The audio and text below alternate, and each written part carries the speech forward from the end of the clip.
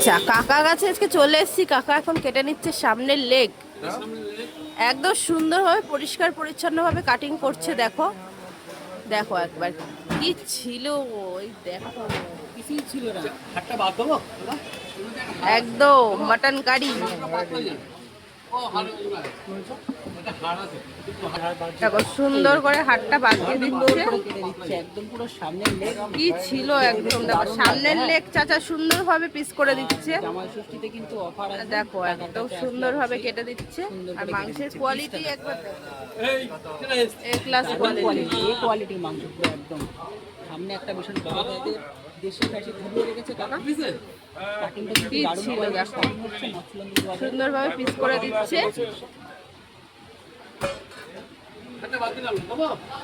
হাড় দেবে? এই সুন্দরভাবে পিস করে আর দিচ্ছে। হাড় খেতে কিন্তু দারুণ লাগে। হাড় বাঁচিয়ে দিলে হাড়ের মজা আবার বোঝা যায় না। সুন্দরভাবে পিস করে দিচ্ছে। কি কালার ছিল মাটনের। মাটনের কালার দারুণ। হ্যাঁ, সুন্দর করে কেটে দিচ্ছে।